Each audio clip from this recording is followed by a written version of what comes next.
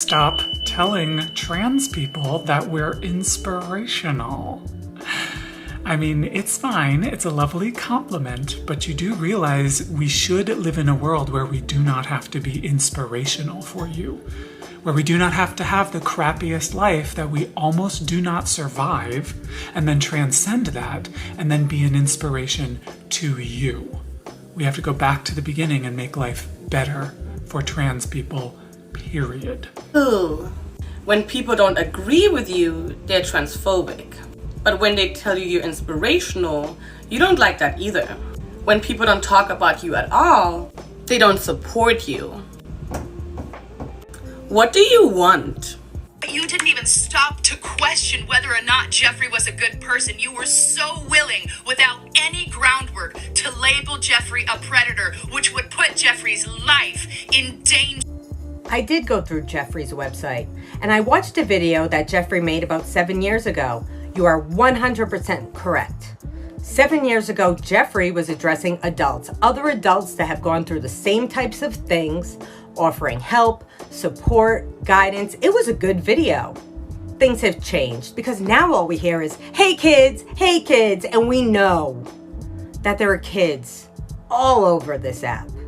That's the problem. Let's just play make-believe for a second. Let's replace Jeffrey with somebody else, somebody that doesn't look like Jeffrey, somebody that's not non-binary, somebody that's not transgender, somebody that's gay, maybe a conservative.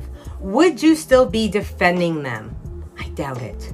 But those of us who are concerned with Jeffrey's intentions, we'd have the same energy because it has nothing to do with the way somebody looks. It has nothing to do with the way somebody identifies. It has everything to do with the content, specifically the content addressing kids. It's always about the kids.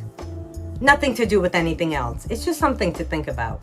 Jeffrey Marsh is not a predator. Here's my evidence. I want to talk to the kids. Parents watch the video and then hand the phone over to the young kids. Hi kids! Gather around the family, the parents, everybody. So in every video they speak to children, it's with mind to parental guidance. So let's look at their Patreon. Your parents screwed up. It's okay to say so. That's why I made a Patreon, so that we could talk about it. Well, would you look at that? You need to be an adult or have parental guidance. Could that mean your kids are your responsibility? I can understand why you would find that threatening. Y'all are the same people who take your underage sons to Hooters and encourage them to ogle the waitresses. The same people who take their opposite sex toddlers on playdates and joke about them being boyfriend and girlfriend. You're hypocrites, inciting violence against a queer person by leaning into bigoted stereotypes. I suppose that's what people do when they're incapable of reflecting on their own harms. One of two things are true. Either what you're doing is intentional, and you're deliberately spreading misinformation for clicks and views, which not only harms Jeffrey, but trans and non-binary people at large, or you're recklessly incompetent, which isn't so much a character flaw as the former, but it does mean you should leave it to the adults who are capable of critical thinking and an ounce of research. And if it is the former, just be honest about it instead of pretending to give a shit about the children that you sexualize. That's all. Okay guys, this video is going to be a bit long. Stop telling trans people that we're inspirational. Stop telling kids to go on your Patreon and chat to you privately without their parents knowing.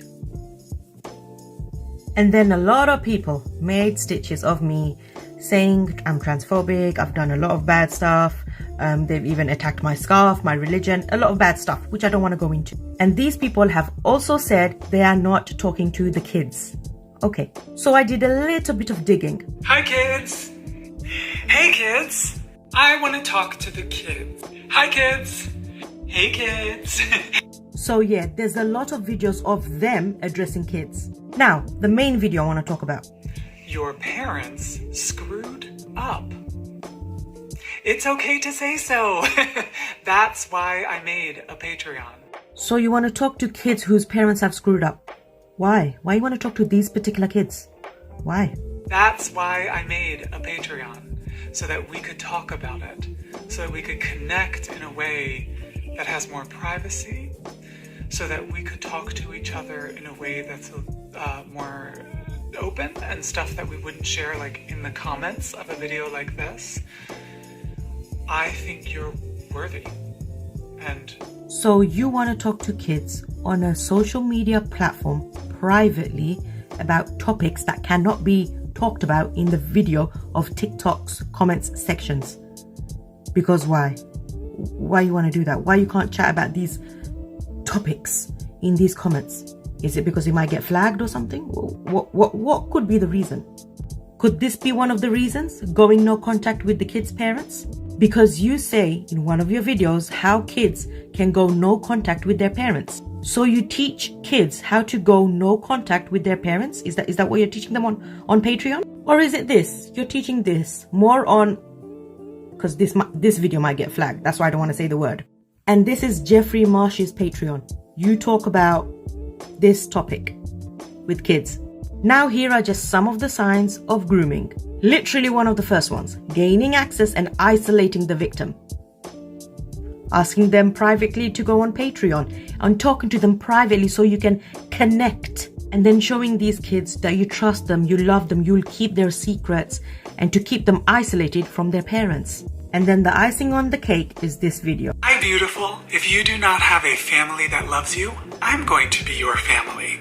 No, you can't. You are a stranger on the internet. You are not their family. Oh, and another thing. You can turn off age restrictions on Patreon. So kids can go to Jeffrey Marsh's, their Patreon.